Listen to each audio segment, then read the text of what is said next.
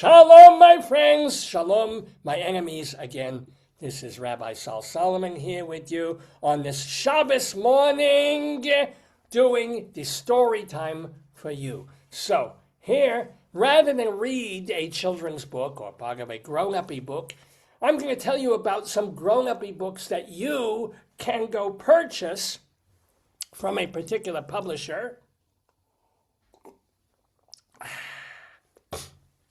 And this publisher is Feminist Press, which is available at feministpress.some. Oh, this is Twitter and Facebook, and we have a website listed there. But these are the books that they are promoting, that they have published in spring and fall of the year gone by, of 2025. So it's all recent stuff. Here's the cover of their promotional booklet or zine. We have a cow, obviously, presumably a male cow, but with the happy little kinky boots. And I get the red tits. There's milk squirting out of that thing. Why is that on the hoof? What is this supposed to represent? How does this represent feminism? It's a bull with transvestite tits and kinky boots. This is feminism. It's not even a wave. It's not sixth wave feminism. This is just drowning feminism right here. But let's take a look. The mission of Feminist Press: books that ignite movements. I wish I had one of those this morning. And social transformation. Celebrating our legacy, we lift up insurgent. I really need my other glasses for this. I'm sorry. Insurgent and marginalized voices from around the world to build a more just future. We want to create a world where everyone recognizes themselves in this book. Very, very nice. Okay. In a book. Groundbreaking literary fiction, sci-fi and fantasy, activist nonfiction, hybrid memoirs, biographies, anthologies. Our feminism is anti-racist, anti-capitalist, anti-imperial, and decolonial. Wonderful to see any Gaza-related books in this thing. We express it not only through what we publish, but through our practices of solidarity. All right, so let's take a look at some of the books that they have here. Oh, look, Sympathy for Wild Girls. There we go. There's a foxy little chick, quite literally. A collection of surreal, skin-piercing stories about the boundless longing of queer black women. All fine, great. How come already feminism now is conflated to LGBT? Can't women just be heterosexual women anymore? Does it have to be allied with everything? I mean, it should be, it could be partially, but everything now with feminism seems to be queer feminism. That's the only kind of allowable thing that it can be. Let's take a look. Here's a Jewish one. A line you have traced, right? About post-World War I London in the Jewish East End, threatened by fascists. Ooh. East London's underground queer scene, gay parties with her friends. Well, imagine, okay, fine. I mean, it's just, one after the other. Nothing against it. I'm just saying, is that all there is? How about this? Female circus performers, okay, fine. And, of course, puta feminista. Kind of a contradiction in terms right there. Puta, which means whore, or hooker, or woman of the evening. Feminista, fine, by Monique Prada. A manifesto from Brazil about the centrality of sex workers to feminist struggle. Fair enough, that feminism does go there. Oh, but now we're back to the new lesbian pulp, which I guess you find between two feminist legs. Okay, anywho, let's try this one. Here's where they got the cover from, a book that you're going to want to read called Mega Milk. Mega Milk by Megan Milks. A sparkling, funny, often wrenching portrait in essays on the dairy industry, queer intimacy, family fluidity, whiteness, and cows. What? I mean, I can understand a book about the dairy industry, a book about queerness, a book about feminism, a book about whiteness, but no, let's slam this all together with Mega Milk. What it means. Oh, it's all about a woman who shares her name with a classic American beverage. What does it mean to have your name being milk? Ask Harvey. Didn't go so well for him. Let's see. Let's try Queer Reflections on Rocky Horror. Little F. A title so filthy they actually have to cross it out on the cover.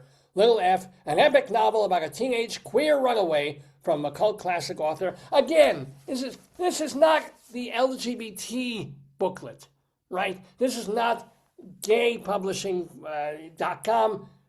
Where's the women? Where's the women who happen just to like men? If I could find them. Anywho, let's see. How about a body made, this isn't even English. Okay. A body made home. They black trans love.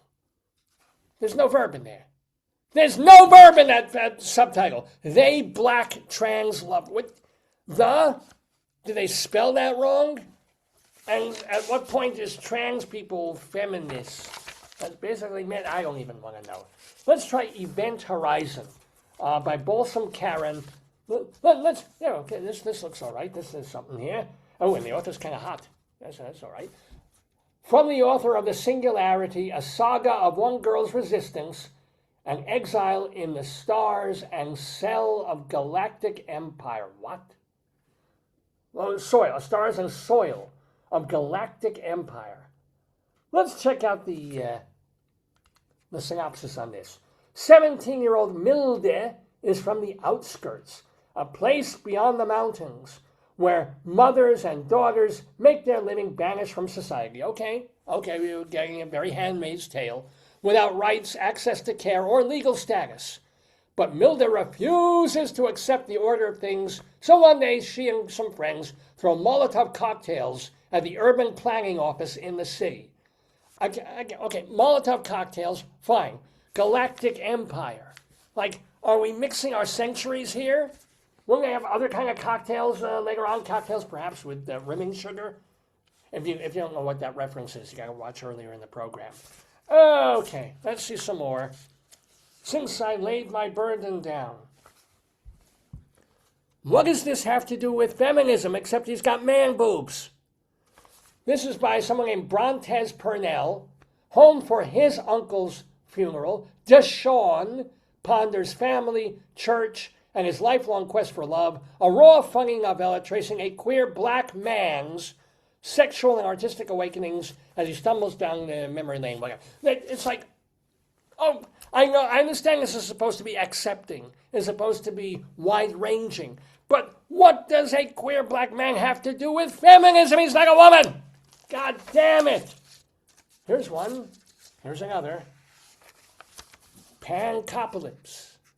Pancopolypse by Carly Moore. An inventive novel about love, illness, and isolation. Okay. Pandemic year in New York City, 2020. City is shut down. Orpheus is lonely, devoid of community, but as she bikes around the city, she hears mysterious news of an underground bar, Le Monocle, fashioned after the lesbian club of the same name in 1930s Paris. Follow our queer, disabled poly hero in this time-bending novel. Okay, she's on a bicycle. She's on a bicycle. How is she disabled? At least have some logic. I'm not even worrying about the queer. She's on a bicycle. What else? Body horror, capitalism, fear, misogyny, jokes. All right, you got me with at least one of those. So I would be happy to read a quarter of this book. Body horror connects the dots between labor, medicine, misogyny, and cultural production to reveal the scars and sores wrought by Western capitalism. Hilarious, definitely. Let's take a little look at something more here. And then a whole supposed to be about women finding themselves, right? Feminism is supposed to be about women who are taking control of their lives, feeling good about themselves, not being subjected to men, all right? And yet, all this page is about books about fat women worrying about being fat. This is Jean Nidetch territory, not Gloria Steinem. Fat off, fat on, a big bitch a big bitch manifesto by Clarkeisha Kent.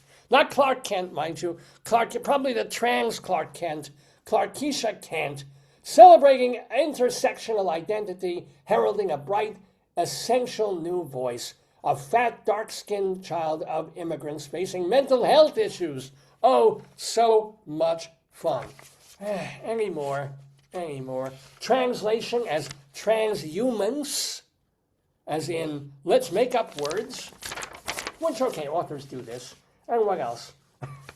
Certainly, and when I think of feminism, this may be the all-time best feminist title, because women certainly will congregate around this one. Johnny doesn't even have a comma where it, Johnny, would you love me if my dick...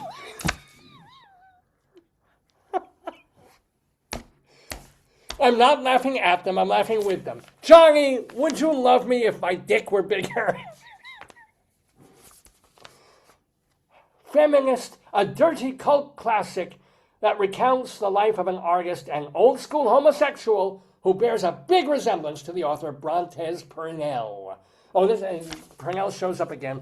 Johnny, would you love me if my dick were bigger? Sure. The feminist porn book. Might have to order that one.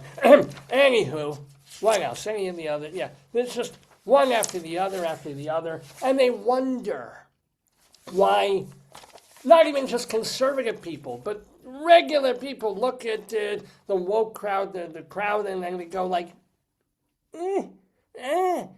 feel free, be free, but I can't even think of a word for it. Nothing against them. I hope if you want to find out more about Feminist Press, they have a website, feministpress.org. There's probably a giant male penis on it because that seems to be where they go as well. I don't know. I wish them well. I'm not exactly about to read many. Let's find one more. I folded some of them down earlier, but any other? Let's see.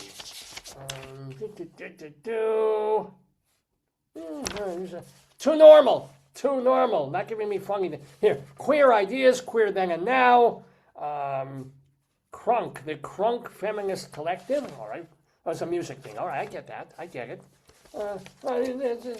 We need more weird ones. There's a reason I folded down the best ones. An entire book on queer reflections on Rocky Horror, the colorful and complicated legacy of the legacy of the Rocky Horror Picture Show. So, boom, there it is. Anywho, now having seen all the books that this place is offering, this is starting to make more sense. I never make any sense, though. I am Rabbi Sol Solomon, founder and spiritual leader of Temple Sons of Bitches. We're an inclusive shul, though I'll include all of that. But you can read more about me. Go to my website, shalomdammit.com, where you can read my writings, my rabbinical reflections, my mini sermons, plus watch my stage show, Shalom Dammit, An Evening with Me. Plus, you can watch my TV show, Shalom Dammit, Rabbi Sol Solomon's Peace, Love, and Acid Reflux Hour. We did 10 episodes a decade and a half ago. They're all there. They're all hilarious and true. And occasionally feminist. But really feminist. I'll see you next time. And we'll bring the show back to Dave. Shalom to you for now.